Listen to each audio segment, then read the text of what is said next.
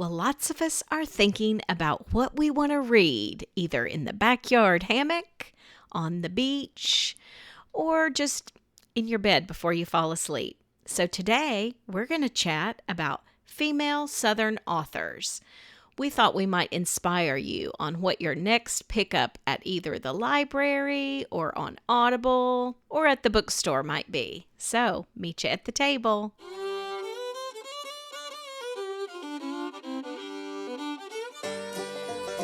I'm Lainey. And I'm Laura Beth. And we are Steel Magnolias. The strength of steel With the grace of a magnolia. We are here to have uplifting conversations about life in the South. And we've got plenty of room at our table. So pull up a chair.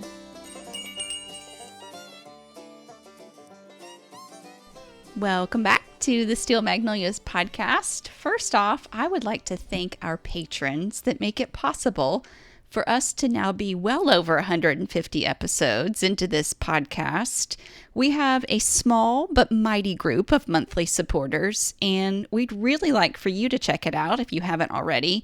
We offer all kinds of perks, including a bonus episode, and all of our memberships are $20 a month or less. So, this podcast is free, but the perks and the extras are all available at patreon.com/steelmagnolias.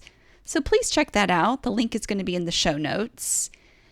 And I would like to give a special shout out and thank you to Jennifer of Gallatin, Tennessee, who just crossed her 1-year anniversary of supporting us. So thank you. Thank you, Jennifer. It's people like you that make this possible, because we do have some cost around all this fun stuff. For sure. For sure. Okay. Well, it is Women's History Month, which is what first sort of pinged our, let's put this in the month of March on the content calendar. But it's also turning into spring break and summer reading season very quickly. Exactly. So I just feel like it's a very timely topic to talk about some classics and some fun reads by Southern women. Yes. Sometime we're going to do the Southern men, too. Oh, for sure. They'll get their own episode, too. Yeah, but ladies first. And we could even do poets. I mean, there's just so many fun topics. Yeah, we could even do only modern day Southern authors. Yes. Some of the authors we're going to be discussing are still living, but we could do like real modern day, if you've only ones that have published in the last 10 years or something. That would actually be really cool. So, anyway. Okay, let's see where we go today. Because y'all know we haven't looked at each other's notes or anything. Well, can I start by saying that I'm leery when we mention authors of any kind, because I feel like I'm endorsing them and their storylines. But if y'all have been listening a while, and I think I'm super sensitive in different topics and storylines. Oh, yeah, me too. In what I read, what I watch, things that I listen to. And intentionally don't watch and don't listen to. Yes. A lot of even PG-13, I rate that as an R. That's just my barometer of content. And I'm talking about just for myself. And it's not from a prudish standpoint so much as it's from a I want to live a peaceful life standpoint, I think, right? I mean, that's what it is for me. I don't watch Dateline because I can't. There are some storylines of just... We don't want to know how wicked the heart can be. And I have lines from like interviews that I still can't get out of my head. Certain things just stick with me. Yeah. And I think that's true of a lot of people, but I think a lot of people dismiss it that it's normal. So I have recognized that it's not normal for me. And so I don't read a lot of content, including some of the stuff we're going to talk about today. I take a pass on, but I recognize the importance of it in the literary world. So, well, that's kind of like, it reminds me of, let's say a movie wins an Oscar. Yes. Okay? That doesn't mean that necessarily it's going to be something we like the content of. But it does usually mean there's some sort of reason it excelled. Sure. So, yeah. Same with if somebody book wins a Pulitzer Prize. Yeah. You don't have to like what the author's about. You don't have to like the content, but it does typically mean they've excelled in some right way. Yeah. according to some panel of judges. Right. And I'm not on that panel, so I'm just commenting on some things some other people recognized. So, since you mentioned Pulitzer, maybe we should just start. Let's just start. With some I didn't even realize there was so many categories of journalism, arts, letters, music. I didn't either. I just mostly think about like the fiction aspect of a Pulitzer Prize, but anyhow.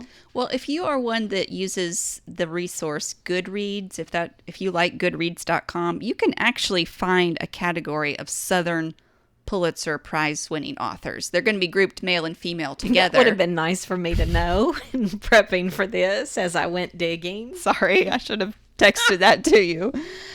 So anyway, a lot of people use Goodreads. So if you want to even just source it through that, you can definitely do that. The men and the women are there together. But it does kind of feel like we should maybe start with the author that has an enduring legacy, who penned the most popular American novel ever written, Miss Margaret Mitchell. From Atlanta, Georgia. Yes. So I just recently re-listened to this book. Gone with the Wind. We haven't even said the title hours. Yet. We just feel I gave 50 hours. You finished it? Oh, I finished it. It's so fabulous. 50 hours. But I feel like in saying that it's fabulous, I need to preface. Yeah. I'm not one that wants the old South to be back. Yeah. In fact, if I had lived at that time, based on the family I came from, I would not have been living in a plantation home anyway. Right. So I'm not wishing for that. Right.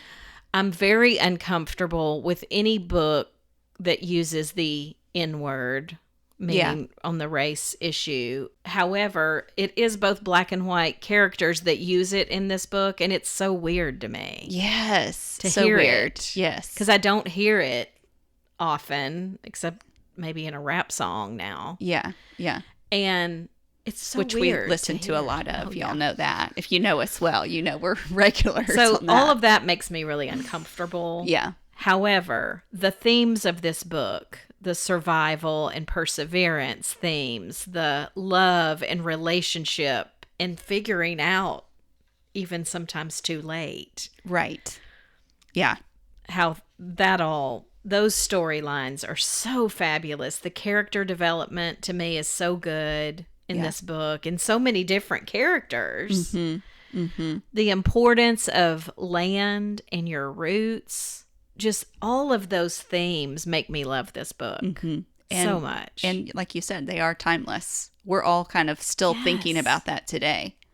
Well, and it was interesting. A lot of the themes of war really had me thinking about the day and age we're in. Mm-hmm. Like some people make it seem more glorious. Right. Some people, than it is. Right. It's a horrific thing. Right. And so, the themes are timeless. I love it.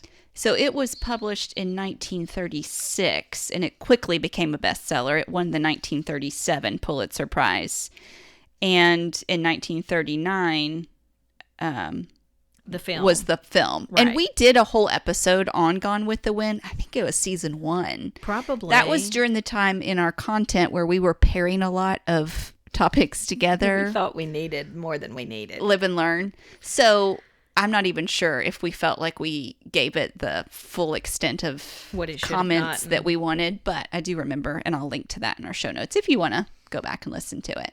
Well, I think it's 1,000 pages, so it's going to be a doozy to dive into, but man, is it good. All right. Gone with the Wind. Next. What's Pulitzer? What else won a Pulitzer Prize? Well, in 1939, Marjorie Rawlings won for The Yearling. Yes. So she was lived in Florida most of her life, if not all of her life. And The Yearling was also made into a movie. So some of you may be remembering, I believe it was Gregory Peck was in that movie. Oh, really? Okay. Anyhow, themes of this book would be like a young boy coming of age, family themes, definitely a lot of themes of man in the natural world, some hunting and different things like that. Mm-hmm. I believe this book is on some middle school, maybe high school reading list. Yeah. Yeah. But I would recommend this book. I started reading it, haven't finished it, so maybe there's something in there that I'm going to go, ew. Yeah. But I Yeah. think it's a pretty good one. Coming of age is a flag in any description for me, be it a coming of age boy or girl story. It just has A theme that's storylines usually... that I'm like, I don't want to be reading about this. So Okay. but that's in a lot of descriptions of some classics. It is. People love a coming of age story. Yes. Those shifts in your innocence and all of that. Yeah. What you got next? Let's see. I don't really have any particular order I'm going in. Maybe we need to mention Eudora Welty. Okay. Go there next. So The Optimist Daughter is the story of Laurel McKelvey Hand, who is a young woman who has left the South and returns years later to New Orleans. Everybody loves a good setting of New Orleans, right? Where her father is dying. And after her death, after her father's death, she goes with her stepmother and back to the very small town where she grew up, and she starts to understand her past, herself, her parents. Grieving. It's a lot about grieving, the expressions of grief and loss. Yeah. So I haven't read this one, but I do think that sounds good. Yeah. I like anybody's exploration, like you were saying about Gone with the Wind, of their roots. Yes. It's just a nice journey, because I think a lot of us see ourselves in some piece of it. Yeah. So, and as I'll mention later on, Eudora Welty is a favorite of other Southern authors. Oh, for sure. And so, ding, ding, ding, like, okay, your radar should be going off that she's one to be considering a read from. Now, she was born and died in Jackson, Mississippi. So we've talked before about Mississippi having so many good authors For sure. and storytellers. For sure. I deemed it the storyteller state, you know. That's right. That's a good one. Well, we can't go much longer without talking about Harper Lee. Yes, classic. To Kill a Mockingbird, Yes. which won the Pulitzer Prize in 1961. Yes. She was an Alabama native. Yes. Lived there, I believe, her whole life. But what a great, great story of justice and courage, bravery, racial prejudice, lots of things, topics covered and themes covered in that book. This is still at the top of most public high school reading lists. It as should well. be, I think. Yeah. It is a classic, and it too turned into a feature film starring Gregory Peck. That's not who you were thinking of. No, I mean he just was a big actor at that point. Yeah. So, and Robert Duvall, who took on the role of the mysterious Boo Radley. That's right. So yeah, that one is a classic and synonymous with Harper Lee. Some of these other authors went on to have larger catalogs. We're really focusing on the ones that they won a Pulitzer Prize for, but I mean, Harper Lee and To Kill a Mockingbird. That's what she was known for. Yeah. She was a very dear, close friend of Truman Capote, who we'll have to include in our men's episode as well. But yeah, let's talk Alice Walker. Okay, for born sure. Born in Eatonton, Georgia. She won the 1983 Pulitzer Prize for The Color Purple. So the interesting piece about this novel is that she wrote it in African-American Southern vernacular English, which had never happened before for an entire novel. I'm sure there'd been essays or, articles and things that had been written in that language. And it's all written as letters to God, which is a very interesting format. Yes. Too. You can sense the pouring out of your heart in these letters. It documents very traumatic things. Yeah, the themes of this one make me squirm, but... Again, teenagers in traumatic situations that they, of course, should never have had to walk through. Sexism. Yes. But it's... Violence. It's definitely focused on the two sisters and their relationship of parallels that they have in their lives, and they both encountered horrible difficulties. I think another theme of this is just the power of your voice that comes out. Yeah. Yeah. Yeah. Now, she's still alive, right? She is still alive, Yeah. I believe 78 years old-ish. Yeah. She was born in, where, Alabama? Eatonton, Georgia. Georgia, excuse me. She's now in Northern California, Oh. is what I read. So, again, this one's on a lot of reading lists. If it were up to me, I wouldn't have my high schooler reading this. There's too many other good classics out there. In fact, I went to see this movie with a friend of mine, and she brought her family, and I was squirming at some of it. Yeah. I didn't Yeah. know that some of the themes that were in it were going to be in it. That's hard because when people hear classic or they've heard a name or a title, whether it be for a book or a film, over and over. You almost feel like it's safe. You do. Yeah. In the sense of not going into deep waters like that. And yeah, I'm sure they had to have some conversations after, because that was... Yeah. So that was a pretty big film for Oprah Winfrey. Oh, for in sure. her acting career. And then, gosh, we've covered The Color Purple on a previous episode too, because I'm remembering us now talking about Fathom Events put it out again on its anniversary. Yeah, yeah. Okay, that's why. Okay, so Alice Walker, Color Purple. Who else? I don't think I have any other I think that might be it. Pulitzer Prize winners. There's a lot more Pulitzer Prize winning men. Yeah. Southern men authors. I do have a couple more that I wanted to discuss that are deep and unusual. Okay. Can we go there? Yeah. So one of the most famous Southern authors, female authors, is Flannery O'Connor. Yes. Born in Savannah, Georgia, died in Milledgeville, Georgia. And she is known as using the Southern Gothic style writing. Yes. Okay. Sigh, because we both want to talk about this. And just say, I want to get Flannery O'Connor because there are so many people that I love and respect, authors and other public figures that like her. Right. She's a devout Catholic, and I know that plays into her writing and the themes that she writes about, or what she's she has passed away. I'm saying what she only lived to 39. She had lupus. Whoa. Okay. Yeah, she had lupus. She wrote 2 novels and 32 short stories. And yeah, so she lived from 1925 to 1964. So that's an interesting time to be alive. Yes. But her characters are grotesque. They are in violent situations. This is why we have a hard time. She questions ethics and morals a lot, or she's trying to have the reader question ethics and morals. Which I think is part of her Catholic devout upbringing. And that plays into some of these themes.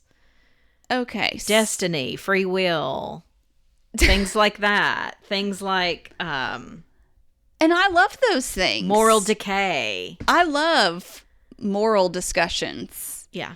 It's the manner in which she paints it that I really have a hard time with. Now, there is a great local bookstore here in Franklin that has awesome Southern authors and great highlights for local sections, local writers. They have a quote up from Flannery. Okay. And again, see, she's highly esteemed. So that's why I'm like, I want to get her. So here's the Flannery O'Connor quote. Whenever I'm asked why Southern writers particularly have a penchant for writing about freaks, I say it's because we are still able to recognize one. Whoa. Now that is fascinating. So what does that say to you? How does that sit with you?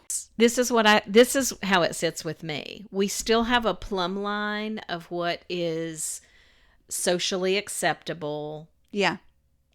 Whether or not that's right. Sure. But we have a plumb line for what is socially acceptable. And if it's outside of that, we raise an eyebrow. Yes. Whereas in some places, literally anything goes. Yeah. It's and you're frowned upon for raising an eyebrow. Right, because now you're the bad guy. The lane has widened to that's all socially acceptable. Yeah. That's what I think that means. I do too. And I don't believe, with her devout Catholic upbringing and knowing that that's important to her, that she is literally esteeming these behaviors. I think she's wanting to point, like, just get discussion around things. Yeah, just have the discussion, point it out. But yet we have a hard time with her, both of us, separately. Like, yeah, so A Good Man is Hard to Find, 1955. That's a big one. That's a short story. And of hers. Doesn't that title draw you in? Yes. I was like, such a great title. This is going to be all about how to be a good Southern gentleman. Oh, no. No. So I don't want to, we've talked about it. Oh, or was that on a bonus episode just for our patrons? I don't know if we talked about that publicly on here or not. Another famous one that I was familiar with was The Violent Bear It Away. Okay. Which comes straight from a scripture out of Matthew. Okay. And it has a lot to do with, religious themes, violence, etc. Yeah. So, yeah. She's an unusual but has to be mentioned. writer, but has to be mentioned. And, yeah, I still want to get it. I just kind of don't. Yeah. We're going to get messages on that one. Oh, for sure. And that's fine. I welcome it. You may just be smarter than me. That's right. Maybe that's what it is. Help me understand. You have a literary lens that I don't, and that's fine. I get that. Help me understand. Okay, Zora Neale Hurston. Did you look into her at all? A little, yeah. She's since passed. She was 1891 to 1960. So she, born in Alabama, died in Florida. And she had a 1937 novel, Their Eyes Were Watching God, that was quite renowned as well. So all four of her grandparents had been born into slavery. As I mentioned, she was born in 1891. So, I mean, that alone sets up an author to bring a perspective that is raw. It's heart-wrenching. And yeah, what that would do to your psyche, I don't even know. But she was an anthropologist, which, just means she loved that study of culture and the impact that it's having through different ways. But her father was a Baptist preacher and sharecropper who later became a carpenter, and her mother was a school teacher. Okay. So I feel like I bet her were shaping culture. I bet her mom and dad were very shaping of her and their community for sure, because they had both of those jobs. They had roles where they were where they were speaking to those around them. Well, obviously that book's going to deal a lot with race and racism, judgment, jealousy, love, and desire. Yeah, she has some of that vernacular in there in bits and pieces. So, like in The Color Purple? Yeah, yeah. Like I pulled a little quote. 2 things everybody's got to do for themselves. They got to go to God, and they got to find out about living for themselves. Okay. Sorry, that took me a long time because we're not used to reading like that. That rhythm is a little difficult. But yeah, that search for unconditional love that only comes from God. Mm-hmm. I hope she lands on that's the only place you get that. I do too. Anyhow, animals are a close second to me. Yeah. I have a friend of mine who is a huge Lee Smith fan. So I want to mention Lee Smith. Yeah, let's go into some lighter fun stuff. Yeah, because those were all kind of heavy. Transition.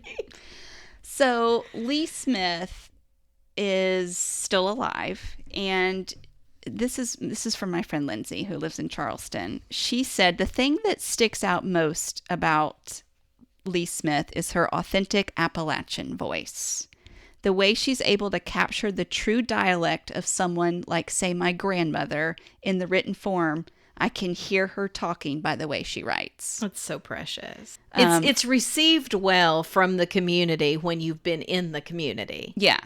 And you're not writing about it. Exactly. You're not reporting on it. You're in it. Yes. And she is from a small coal mining town. So she also says that what she loves about Lee Smith is the way she uses women's lives and tells the story of our ancestors through their eyes.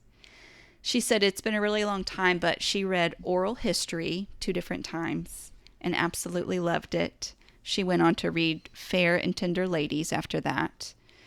So I want to read that. That's written in letter style. I think I would love it. Oh, you would. Yeah. Letters. And it covers a broad span. I want to say So like World War I or II through Vietnam.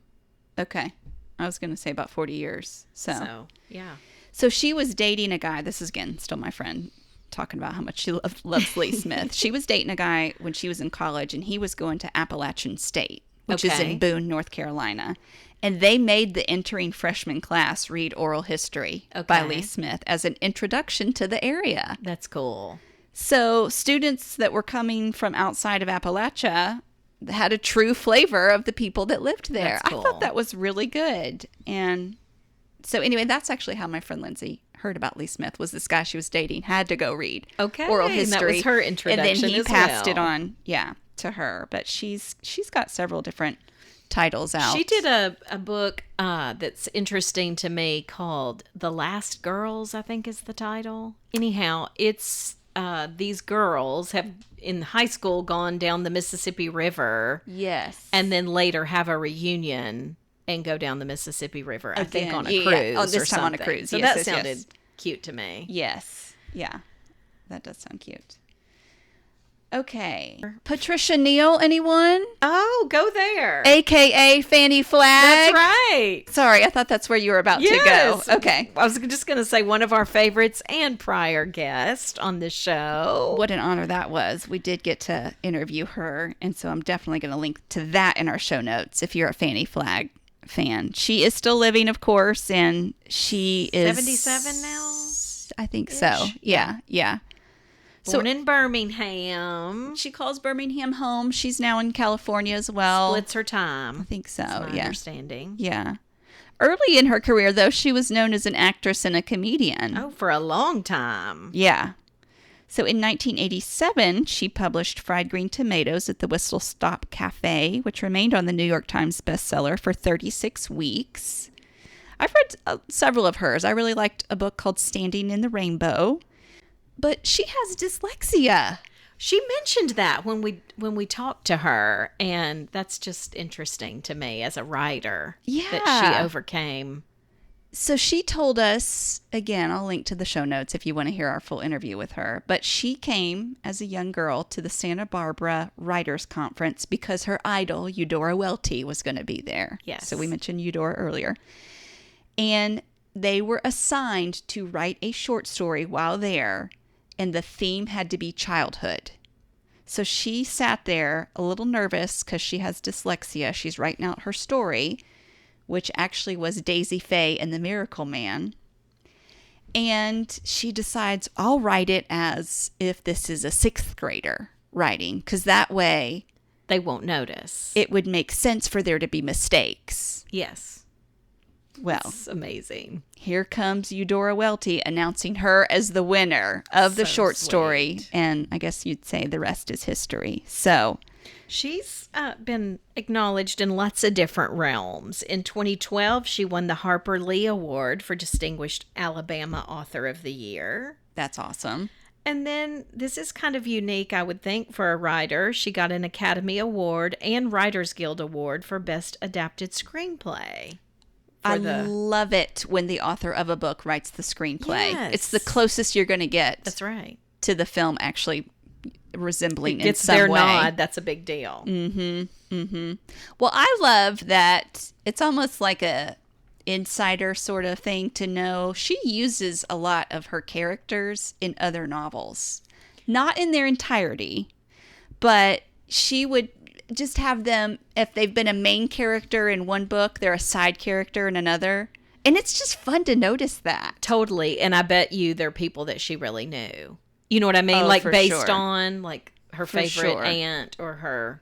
Yeah. But you might be friend reading from one high of her school, and her novels and go, Neighbor Dorothy, isn't that the woman that had the radio show and So Standing in the cute. Rainbow? You know, That's and then cute. so it's just fun. It almost feels like a little inside secret yes, kind of. yes. If you know, you know. So yeah, I definitely love Fanny Flagg and have read several of hers they are fun and light reads. Great for the beach. Mm-hmm, for sure. I read one that I think would be great for the beach recently. Different author that one of our listeners told me about, Beth Hoffman. Okay. The one I read was Saving Cece Honeycutt, and it takes place mostly in Savannah, Georgia. Adorable little read. That's a great title. Saving Cece Honeycutt. So check that one out. Laura Beth, I think you would like it. It's cute and It's PG. mostly light. There's a couple of things maybe if you're listening in the car you wouldn't want your kid to hear, but not totally inappropriate or anything. But it might make you squirm a little. Yeah. You know, another book I really enjoyed that I wanted to mention on here because it's newer is Where the Crawdads Sing. Gotta mention it. By Delia Owens. And it takes place in the Louisiana, like swampland, basically. Yeah. But very interesting read. And there will be a movie of this coming out July 22nd of it's this year. Okay, So cool. You might want to read it before the movie to see if it's even close. She had all the particulars of the wildlife in that book because she is a zoologist, and I love that she's 72 years old, and that was her first. Yeah, first I novel. love that so much. There's hope for me. First novel. I know. I loved the quote I recently saw that said something to the effect of, "Don't ask somebody that's made it on a top 40 under 40 list how they got there. Talk to a 70-year-old bestseller." I love it. That had their first novel, you know? So good. So that is fun. All the generations need each other. We need to pick each other's brains. Yeah. But what I did hear from this list is almost all of these have been turned into films. That's so interesting. So that is, I guess, just almost like an easy script. If it's a best-selling book, then I bet it'll do well I always say at the box office, but that phrase doesn't even really apply anymore. So weird.